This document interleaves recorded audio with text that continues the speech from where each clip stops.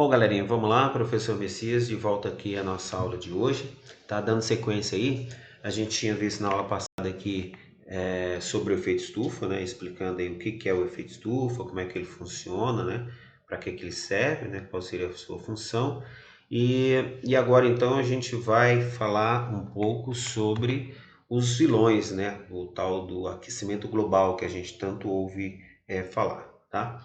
Quais são os vilões? O que causa o aquecimento global, né? Que nada mais é do que aquela interferência, como eu falei para vocês no vídeo passado, dos seres humanos na camada de ozônio, né? Então esse é o aquecimento global, essa passagem em excesso do calor que não consegue retornar para a atmosfera e fica retido na Terra. Então esse é o famoso aquecimento global.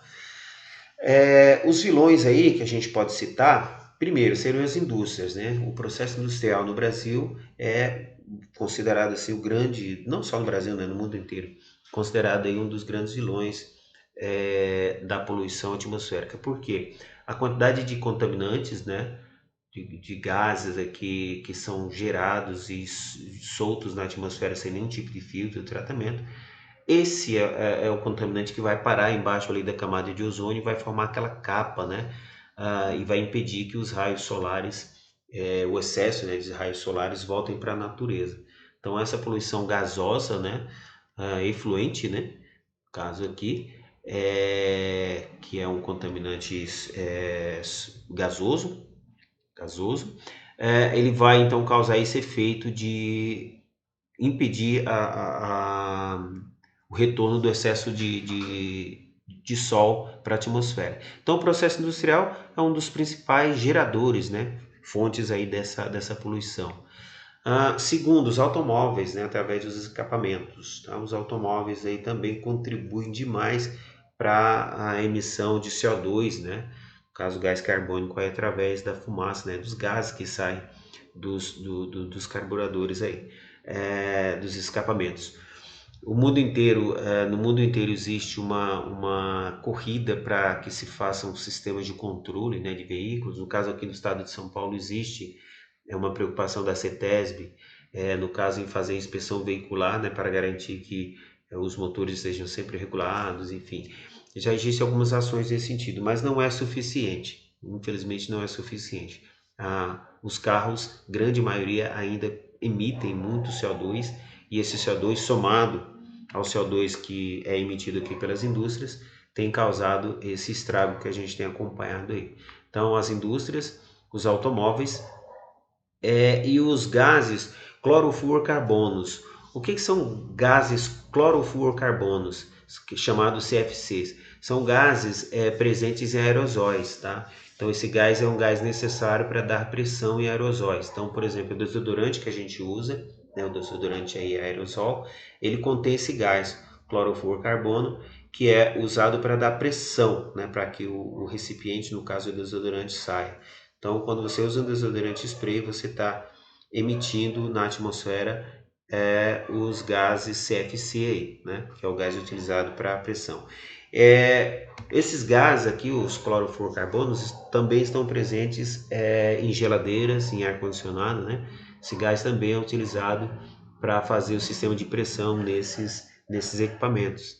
Bom, então existe uma preocupação também no mundo inteiro de substituição desse gás, ou seja, que esses aparelhos domésticos e os desodorantes, né, possam ser utilizados outro tipo de gás para fazer essa pressão. Já existe muitos gases que substituem e aos poucos o mundo vem trabalhando nesse sentido. Mas de uma forma geral a gente ainda tem uma demanda muito grande dos gases CFC utilizados aí no nosso dia a dia, né, em processos que a gente de repente desconhece, nem sabe que existe, mas o clorofluorcarbono está presente aí no nosso dia a dia, tá bom? Então só para vocês verem como a vida do ser humano, né, para que a gente exista, viva, a gente causa um impacto muito grande no meio ambiente. Então, as comodidades que a gente tem no dia a dia, né, como por exemplo um ar-condicionado, uma geladeira, né, um desodorante spray que a gente usa, aerosol aí para o nosso conforto, né, para a nossa higiene,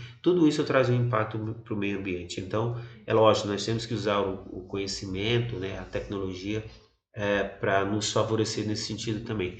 cuidando do meio ambiente, cuidando do nosso planeta, porque é nele que a gente vive. Então, só para vocês raciocinarem nesse sentido aí, né? Refletirem sobre essa questão do impacto que nós causamos no meio ambiente somente pelo fato da gente existir. Não que a gente não deva existir, é lógico, né? Mas tem como a gente coexistir, né?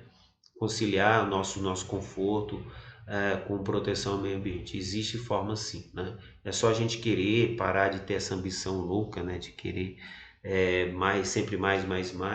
Daria para a gente viver tranquilo, sem causar tantos efeitos danosos aí ao meio ambiente, tá bom? É, outro aspecto aí que também é um dos grandes vilões de poluição ambiental e que é muito pouco falado é a agricultura, né?